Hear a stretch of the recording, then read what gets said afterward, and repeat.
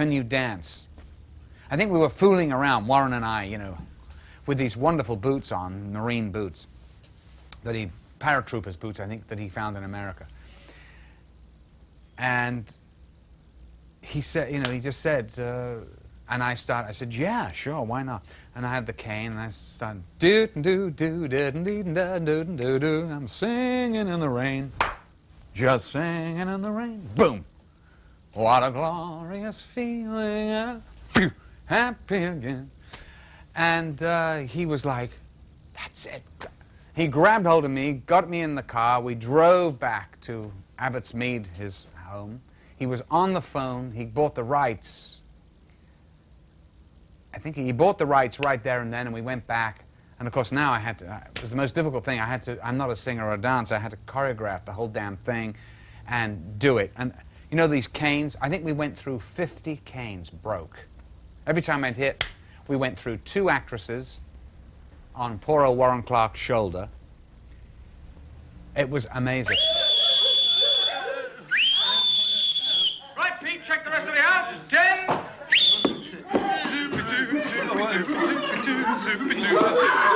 I'm singing in the rain, just singing in the rain. What a glorious feeling.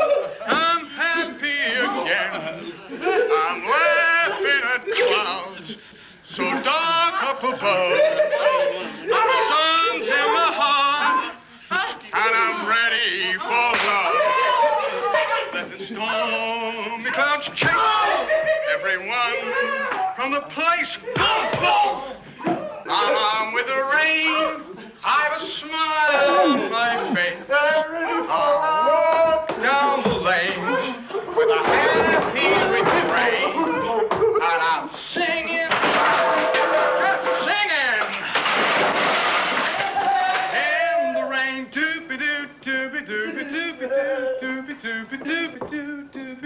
I became associated with violence chiefly because of the film, and if a couple of nuns were raped in Berwick-on-Tweed, I would always get a telephone call from a newspaper, you know, Mr. Burgess, what do you think of this?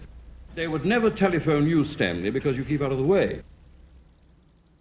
The simplistic notion that films and TV can transform an otherwise innocent and good person into a criminal has strong overtones of the Salem trial.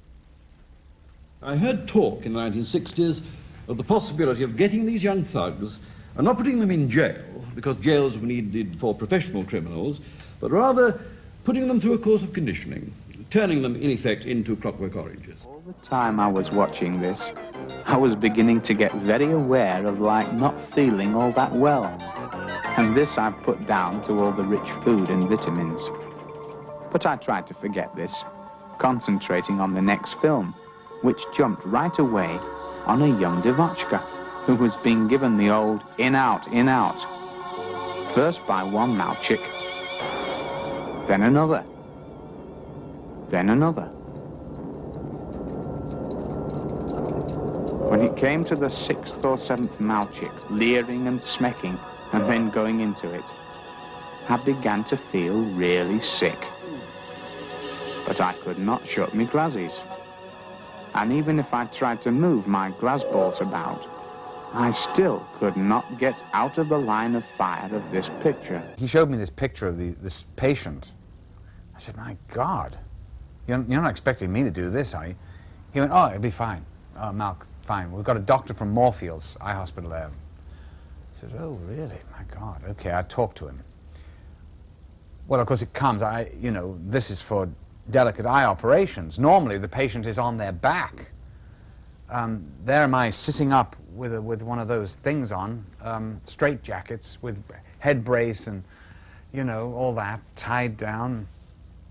So I'm sitting up, and they anesthetize the eye, and then they put these things in. And, of course, I couldn't feel a thing. I'm just uncomfortable, really, and just wanted to get the scene over with as fast as possible. I know Stanley doesn't like me to say this, but it's true.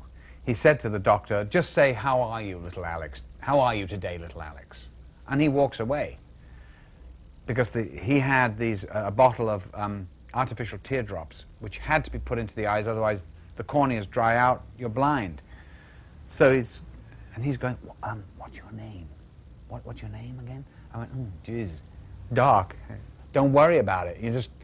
I said, my name is Alex. The line is, how are you today, little Alex? How are you today, little Alex? You know, it's like, I said, but don't, just get the drops in. Don't worry about the line. Don't worry about the line.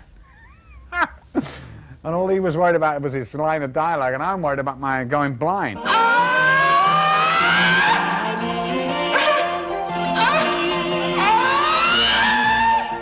I go home, the anesthetic wears off. I feel that I'm being cut open by razor blades. I'm in so much pain, the doctor has to come over and give me a shot of morphine because both corneas were scratched. I see Stanley. This is before I left to go home. I went into the hospital and they just checked, and I've got a big thing on, a big bandage round and a thing on the eye. I'm coming out of the lift, and I see Stanley, and he goes, "Oh my God! Well, can we shoot on this eye?" In England, there were some incidents after the film came out. It did open in England. After the film came out, there were some incidents which could have been interpreted as copycat, as if the violence in the film was being duplicated in life by young people. He feels that maybe that people will start raping and murdering like Alex in the movie, and he will be responsible. But of course, that's nonsense. It's nonsense. And if they did do that, and they dressed like Alex, it'd be easy for the police to find them, wouldn't it? I mean, walking around with a big codpiece and a bowler. The point I want to make is that the film has been accepted as a work of art, and no work of art has ever done social harm, though a great deal of social harm has been done by those who have sought to protect society against works of art which they regarded as dangerous.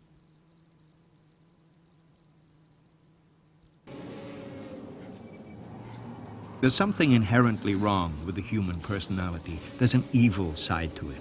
One of the things that horror stories can do is to show us archetypes of the unconscious.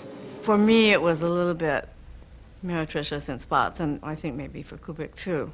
He has a much more chaste and rigorous view of art, if you like, and I like to think that I do too. So probably we were evil companions in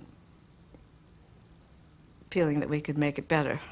What companions? Evil companions. You know, when two people get on the same track of agreement about doing something rather, in this case, doing some violation to Stephen King's nice novel. When I look at The Shining, I see a lot of resemblance between Jack Torrance and Stanley Kubrick. I think they almost look alike in certain moments of that film. And I'm sure he's in control of his image sufficiently to know just what he's doing about that. And I feel that he may have a sense of himself as the would-be genius who goes off to some great world of his own, the Overlook, tries to get rid of other people, and sort of goes crazy. The whole idea that that great box of typing paper in The Shining, where we see the first few sheets, what is it? All work and no play makes Jack a dull boy. The fact that I believe is true, that every one of, let's say, 500 sheets in that box had that message typed out to the end of the page, when we were only going to see 10 pages at the most. I think that's a kind of insanity. And yet, obviously, there's a way in which having the power to make someone type all those pages up, for Kubrick, seemed a proper way of using their time. It's not that far from the madness of the character in The Shining, I think.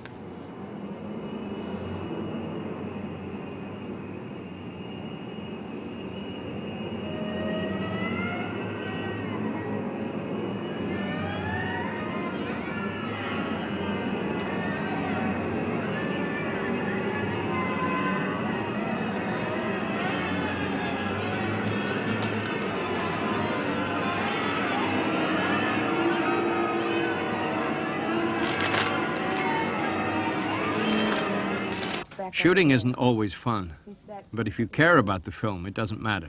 It's a little like changing your baby's diapers. It is true that while you're filming, you're almost always in conflict with someone. honestly don't think the lines are going to make an awful lot of difference if you get the right attitude.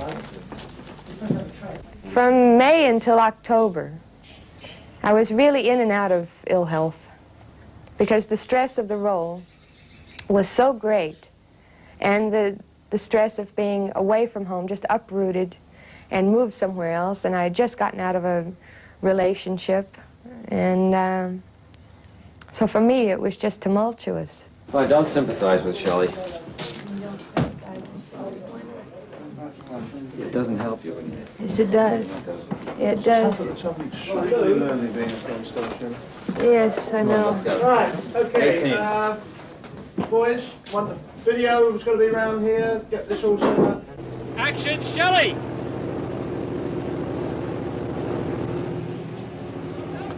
Cut it.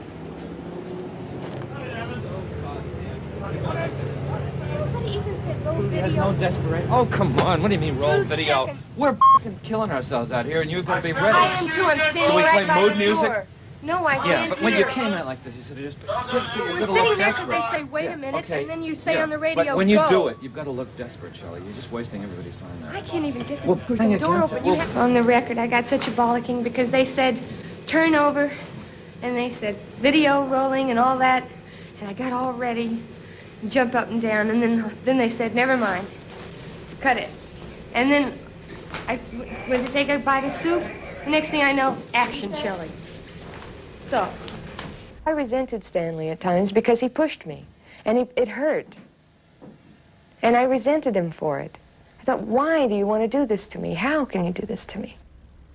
Kubrick was very excited about the Steadicam, and he saw it as a technical breakthrough in representing this unseen force. I love to move with it. Movies being a two-dimensional object, it suddenly gets much more interesting when you pass through. The camera is mounted onto a spring-loaded arm, which is attached to a frame, which is in turn strapped to the operator's shoulders, chest, and hips. This, in effect, makes the camera weightless. I mean, this gadget is designed to take out the bumps, to allow a human operator to move as humans do. And the shot still has that wonderful, smooth quality. It was very particular to find out, could the lens be low in what you would call the so-called low mode?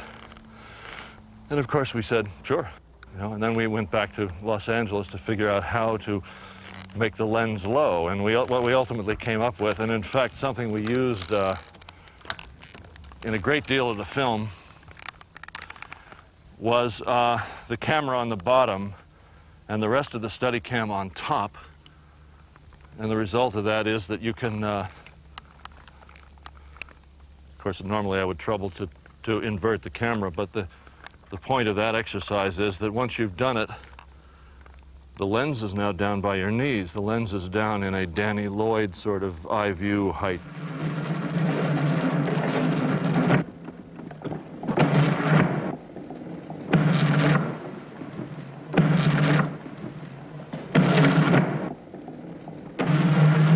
There were certain things that we did that caused a grunt of Stanley's satisfaction. You could tell that he was quite pleased. The little boy on the bike was very pleasing to Stanley. Double grunt of satisfaction on that one.